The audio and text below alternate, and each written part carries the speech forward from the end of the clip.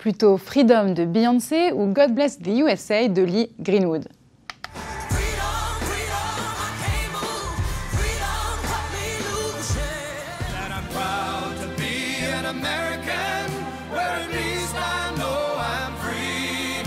Pour les électeurs américains, ce choix en dit long dans les urnes, car l'élection présidentielle américaine du 5 novembre entre Kamala Harris et Donald Trump se joue aussi en musique.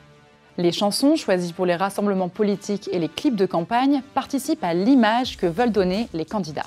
Poster or a slogan can get a message out or get the candidate's name out there, but what music really does is it brings that emotional connection to the candidate, right? It's a feeling of sort of commitment, of devotion, just like the way music gets used in organized religion.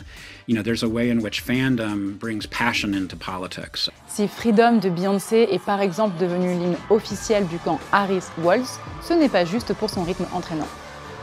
In some ways, it's a very personal song to her, as a black woman, sort of being independent and strong and sort of making her own way in the world. And so that whole image transfers pretty easily onto the campaign of Kamala Harris. Côté républicain, Donald Trump utilise toute une playlist de musique des années 60 à 80. Une façon de jouer sur la nostalgie du « c'était mieux avant » dont raffolent ses supporters.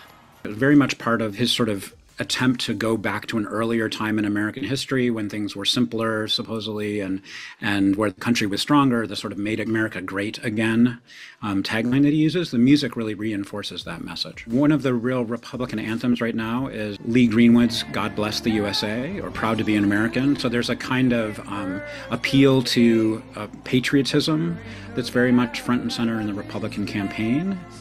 Les playlists des deux candidats sont également très genrées, aussi bien dans le choix des artistes que dans celui des chansons.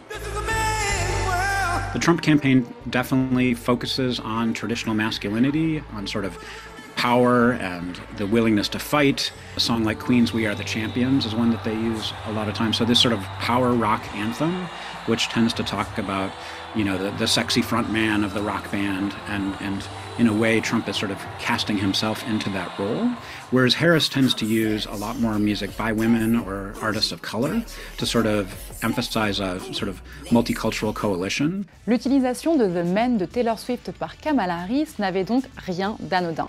La candidate démocrate veut se présenter comme une icône féministe et mettre en avant le fait qu'elle pourrait devenir la première présidente des États-Unis. Quoi de mieux que de le dire en musique?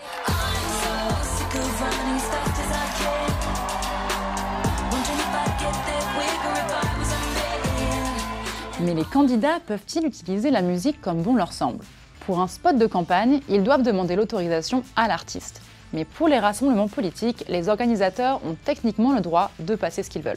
Dans le cas de Beyoncé ou Taylor Swift, les deux stars ont donné leur accord à Kamala Harris, symbole de leur soutien. A l'inverse, depuis l'élection de 2016, une quarantaine d'artistes ont demandé à Donald Trump d'arrêter d'utiliser leur musique lors de ses meetings.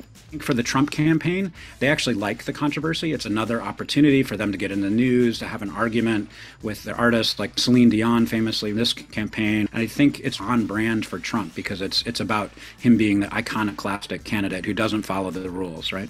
Whereas Harris follows the rules. Mais la musique a-t-elle vraiment le pouvoir de changer le résultat de l'élection présidentielle? Pour Mark Legg, la réponse est claire.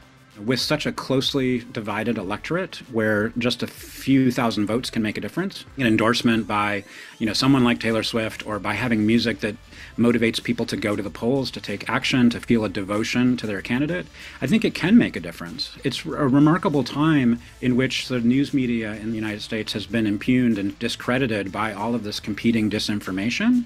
And in that situation where you don't know who to trust, in a strange way, the pop star has this faux friend idea, like that you know Taylor Swift, that you know these artists. They become these influencers that you trust more than the mainstream media. And I think maybe more than ever, music makes a difference. Reste à voir qui de Kamala Harris ou Donald Trump fera la danse de la victoire le 5 novembre prochain.